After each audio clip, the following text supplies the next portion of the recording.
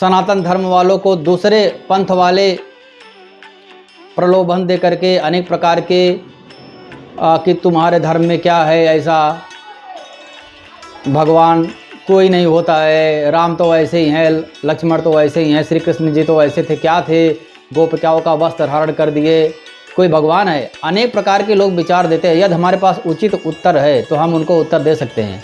कभी कभी क्या होता है कि हमारे सनातन धर्म में किसी को कम पता है या फिर कोई उचित उत्तर नहीं दे पा रहा है उस समय, इसी का लाभ उठा करके दूसरे पंथ वाले बोलते हैं कि तुम हमारे धर्म में आ जाओ, कोई भी हो। कुछ लोग चले भी जाते हैं। तो इसीलिए थोड़ा बहुत ज्ञान रखना जरूरी है और जो भी पंथ वाले आए उनको उचित उत्तर देना भी जरूरी बन जाता है। जैसे एक कोई तो है, उनको उनके हाथ पैर में खीला ठोका गया, 4 खीला ठोका गया और वो मर गए। और हमारे सनातन धर्म में भीष्म पितामह जी तो बाड़ों की सैया पर लेटे थे और कुछ भी नहीं हुआ उनको, और उनको इच्छा मृत्यु का वरदान था। और कोई पंथों में ऐसा आप बता दो कि इच्छा मृत्यु का वरदान हो, 4 खीले में ही कोई मर जा रहा है, कोई बिना मारे ही मर जा रहा है। कोई भी इतनी शक्ति सनातन धर्म के अलावा, आत्मिक शक्ति है, आध्यात्मिक शक्ति है, सनातन धर्म के अलावा और कहीं भी नहीं मिलता है।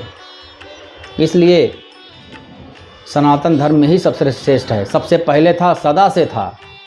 इसका ये भाव कभी संतगण नहीं बोलते हैं कि ये 5000 साल पहले से आया या फिर 1000 साल पहले से आया या फिर 10,000 साल, ये सदा से था ही। सनातन धर्म बोला गया है। भगवान श्री नारायण का एक रूप है सनातन। विष्णु सहस्त्र नाम में सनातन नाम भी आता है, अर्थात जो सनातन है वह भगवान का रूप है। भगवान तो अनंत काल से हैं, इसीलिए सनातन भी अनंत काल से ही है। तो यहाँ पर लक्ष्मण जी को उठाने के लिए बहुत लोग चेष्टा किए, परंतु लक्ष्मण जी हिले नहीं। और वही भगवान का एक भक्त आकर के उनको उठाकर राम जी के पास लेकर जाते हैं। और उधर रावण को पता चलता है कि सुखेन वैद आ गया है और राम जी को बता दिया है किस प्रकार से लक्ष्मण जी जीवित हो सकते हैं। यहाँ पर एक और यदि हम सोचे, सूक्ष्म दृष्टि से विचार करें कि रावण, जितने भी रावण के निजी थे, रिश्तेदार थे, पहचाने वाले थे, सबको बुला बुला करके वह प्रभु कोई भी बहाने से प्रभु श्री रामचंद्र जी के पास भेजता ही है। यदि कोई नहीं जाने की इच्छा करता है तो बलपूर्वक भी प्रयोग करके, परंतु भगवान के पास भेजता है जिससे उनका उद्धार हो सके। क्योंकि रावण तो बहुत बड़ा ज्ञानी था। रावण ने पहले ही सोच लिया था कि खड़ दूसड़ महिषम बलवंता तिन्हें को मारा बिनु भगवंता। बिना प्रभु के खड़ दूसड़ को कोई नहीं मार सकता है, अर्थात प्रभु आ गए हैं, अब मैं अपने सारे जाति का उद्धार कराऊंगा, यह भी भाव हो सकता है। रावण मारीच को भेजता है और उनको किस भाव से बात करता है कि यहाँ मरोगे, मेरे हाथ से तो पता नहीं मुक्ति मिलेगा कि नहीं मिलेगा, परंतु यदि वहाँ मरोगे तो इसमें कोई भी संशय नहीं है। सुनी 10 कंठ रिसान अति ते ही मन कीन विचार, रामदूत कर मरो बरु यह खल रत मल भार। वह सोच लेता है कि राम के हाथों से ही मरेंगे तो ही कल्याण हो जाएगा। रावण बहुत ही क्रोधित हुआ। तब काल नेमि ने मन में विचार करके अस कहीं चला रचिसी मग माया, माया रच दिया। बहुत बड़ा प्रतापी मायावी था। और क्या बनाया, सर मंदिर बर बाग बनाया, मंदिर बना दिया, बाग बना दिया। जैसे संतों का स्थान होता है, ऐसा देखने से लगे कि कोई बहुत ही प्रतापी और भागवत प्राप्त संत यहाँ पर विराजमान है। श्री राम जय राम जय जय राम, श्री राम जय राम जय जय राम। आकर के नीचे आकर के देखते हैं राक्षस वहां कपट का भेष बनाए हुए विराजमान था। राक्षस कपट भेष तहाँ सोहा, मायापति दूत चमोया। मायापति के दूत को मोहने के लिए, मायापति के दूत को मोहने के लिए राक्षस माया बनाता है। यह कितनी बड़ी मूर्खता की बात है, मायापति के दूत को मोहने के लिए। हाँ, जो माया के पति है उनसे कोई माया बना के छल कर सकता है क्या? असंभव है। रावण और राम में महान युद्ध हो रहा है। हनुमान जी को बोलता है, होत महारन रावण रामई, जीती है राम न संशयामहि। रावण और राम का युद्ध हो रहा है और जिसमें संशय नहीं है कि श्री रामचंद्र जी की विजय ही होगी, क्योंकि उसको तो पता है परमपर परमात्मा को कौन हरा सकता है, सब कुछ बता दिया। और क्या बोलता है, राम जी जीतेंगे कोई भी संदेह नहीं है, मैं यहाँ रहता हूँ और सब कुछ देख रहा हूँ, मेरी ज्ञान दृष्टि खुल गई है। बोल भी रहा है, ज्ञान दृष्टि बल मोहई, मेरी ज्ञान दृष्टि खुल गई है एकदम। अब यहाँ पर एक भाव है जो अभी कलयुग में चल भी रहा है, मानो कि श्री रामचरितमानस इतना सुंदर ग्रंथ है, कितनी भी बार इसको पढ़ो नया भाव ही आता है। और कलयुग में ऐसी घटनाएं भी हो रही हैं कि संत के भेष में बड़े बड़े राक्षसी लोग हैं, अभी न्यूज में आता है, देखने को भी मिलता है।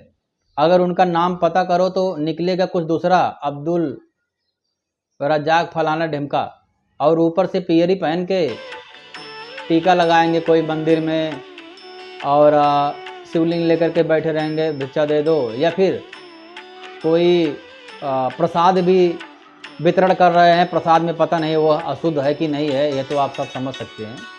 प्रसाद किसके हाथ से लेना चाहिए, भगवान के मंदिर में जा रहे हैं किसके हाथ से खरीदना चाहिए, ठीक है। सात्विक स्थान पर जा रहे हैं तो सात्विक भाव से जा रहे हैं तो सात्विक चीज़ें भी खरीदना चाहिए और सात्विक इंसान से खरीदना चाहिए। सब कुछ सात्विक होगा तो निश्चय ही फल अच्छा होगा। अगर उसमें कुछ गलत भावना आ गया तो हो सकता है फल में भी कुछ त्रुटियां हो सकती हैं। तो भाव यही है कि जैसे कालनेमी पहले थे वैसे अभी भी बहुत सारे हैं कि दूसरा अंदर से हैं कुछ दूसरे और ऊपर से हैं बकरी और ऊपर से ओढ़े हैं शेर की खाल। यदि इंक्वायरी करो तो निकलेगा कुछ और। तो हमको जैसे हनुमान जी को बचने की ज़रूरत है, वैसे हम लोगों को भी सोच समझकर यह सब बचने की ज़रूरत है। दुकान कुछ किसी और का मालिक रहेगा और ऊपर से नाम रहेगा जय श्री राम, जय हनुमान, माता अन्नपूर्णा, ठीक है। तो हमको यहाँ पर बचने की ज़रूरत निश्चित रूप से है, क्योंकि जैसा खाए अन्न वैसा बने मन।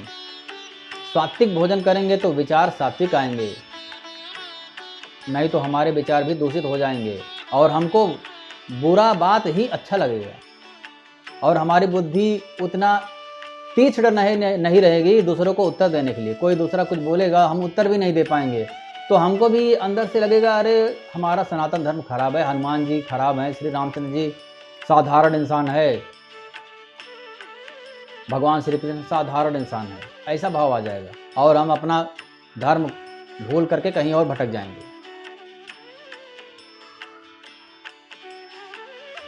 वृद्धों की सेवा करना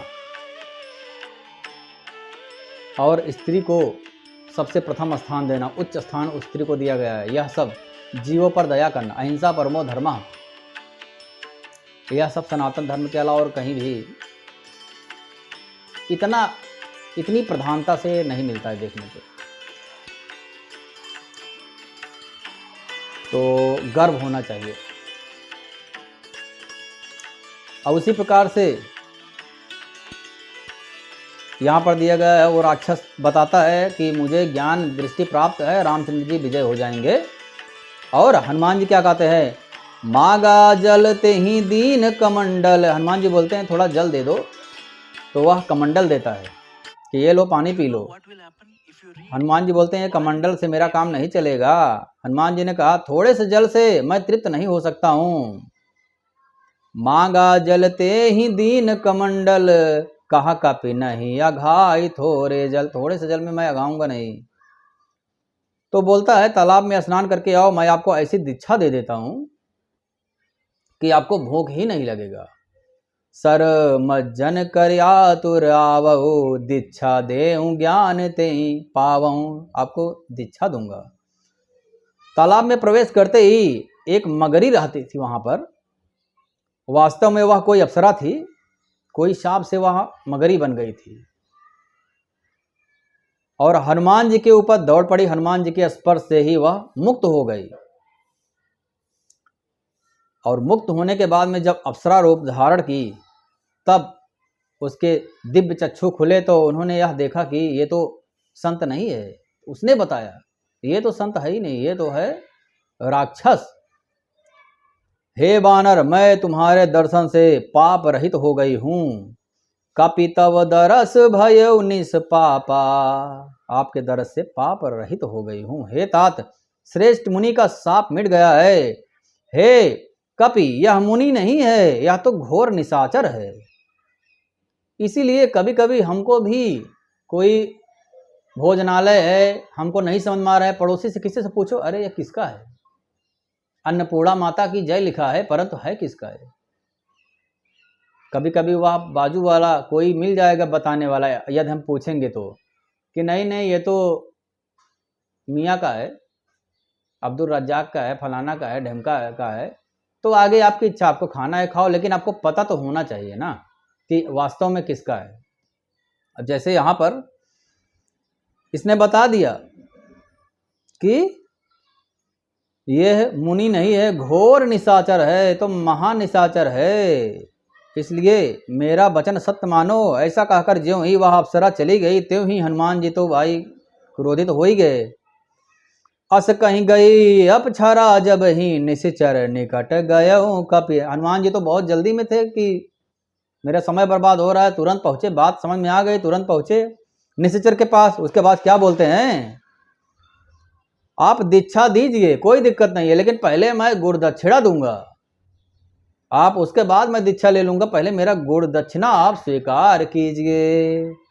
कहा कपि मुनि गुरु दक्षिणा लेऊं, पाछे हम ही मंत्र तुम देऊं। बाद में मंत्र दे देना, पहले गुरु दक्षिणा से बचो तो। उसके बाद हनुमान जी ने उसके सिर को पूंछ में लपेट करके उसे पछाड़ दिया एक ही बार में। मरते समय उसने अपना राक्षसी रूप प्रकट किया। उसने राम राम कह करके प्राण छोड़े हैं। हनुमान जी ने कहा तुमने राम नाम लिया है इसलिए अंतमतः सोई गता, अंत में राम नाम लिया इसलिए राम जी को प्राप्त हो जाओगे। भाव यही है, अंदर से यह मायावी राक्षस भगवान को मानता था, इसीलिए मरते समय इसके मुख से राम नाम निकला। इसलिए उसी संत से मुख से राम नाम निकल सकता है मरते वक्त जो भगवान को मानता हो। इसलिए भगवान को मानना जरूरी है यदि हमको मुक्ति प्राप्त करना है, कल्याण प्राप्त करना